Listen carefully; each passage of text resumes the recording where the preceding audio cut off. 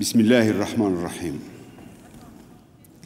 والصلاة والسلام على من بعثه الله رحمة للعالمين. Chère sœur Myriam Rajavi, quel plaisir encore d'être avec vous. Aujourd'hui, vous nous réunissez, je ne sais pas si vous avez fait exprès, c'est la veille de la bataille de Badr. La bataille de Badr qui signifie pour nous les musulmans la victoire du mal, la victoire du bien contre le mal. Eh bien aujourd'hui, nous sommes venus pour dénoncer le mal, pour faire vivre le bien. Eh bien, tout en vous exprimant à la résistance iranienne et à vous, Madame la Présidente, toute notre sympathie, et pour vous dire que nous sommes toujours là pour la cause que vous défendez. Bien sûr, nous vivons dans un monde dangereux, cruel, et aussi où les gens mal intentionnés, ils utilisent la religion pour accéder à un pouvoir et faire main basse sur les révolutions saines que vous représentez. Eh bien, l'islam que nous défendons aujourd'hui, et qu'il n'a pas besoin d'être défendu, il est là, il est présent. Tout à l'heure, à ma place que vous m'avez attribuée, je vois un Syrien musulman, il y a un Syrien chrétien, l'un à côté de l'autre. C'était ça l'islam. C'est cet islam que nous voulons et que nous revendiquons. Nous voulons dire ici, à cette tribune, que nous sommes des ashrafiens. Et je voudrais, Madame la Présidente, si vous me permettez, je vais m'adresser à mes sœurs et frères d'Ashraf pour leur dire, eh bien, toute la salle ici, il vous est dédié, ils vous saluent, ils vous disent, ashrafiens vous êtes, ashrafiens nous sommes.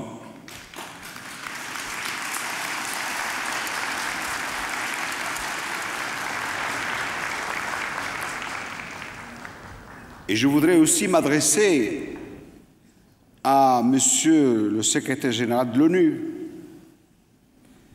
et peut-être à Monsieur Obama, que j'avais nommé Robbama, de lui dire et de leur dire d'assumer pleinement leurs responsabilités, la protection de nos frères et sœurs d'Ashraf et de Liberty. Parce que quand on est dirigeant d'une grande nation ou alors un secrétaire général des Nations Unies, on est responsable et on doit assumer pleinement sa responsabilité. Ça y va de la vie des innocents dans ces camps d'Ashraf. Ici, vous nous avez réunis, chère sœur Myriam Rajavi, présidente de la Révolution iranienne. Je salue ici la présence de beaucoup d'imams. Je salue aussi la délégation de la Fayaka. Je salue aussi la délégation qui est venue de partout dans le monde. Eh bien, je salue aussi la présence des élus de la République.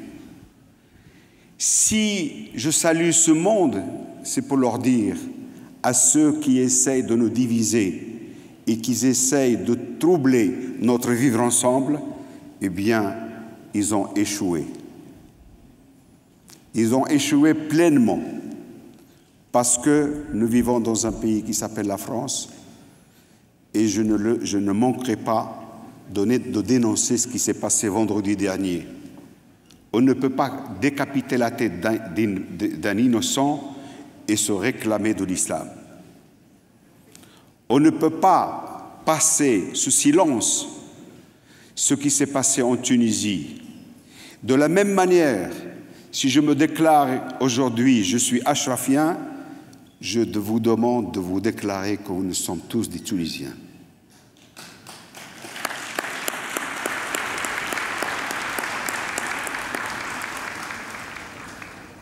Et la plus belle, c'est cette provocation chiite pas n'importe quel chiite.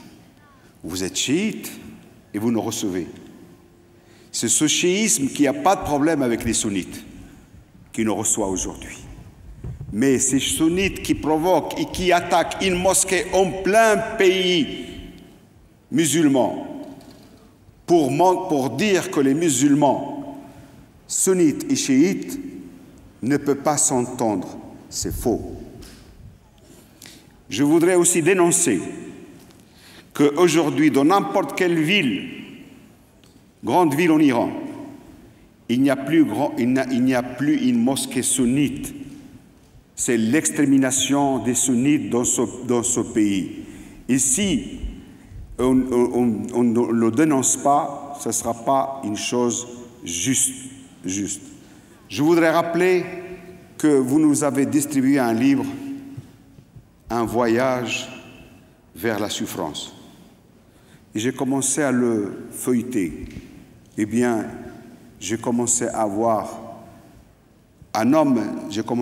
peur de ce genre de régime qui réduit la femme à néant. Très souvent, nous entendons un discours en France que la place de la femme en islam, mais la femme, je tiens à rappeler que la première femme qui a embrassé l'islam, c'est notre mère Khadija. Et je suis fier, Madame Rajabi, de voir que vous êtes une femme à la tête de cette résistance.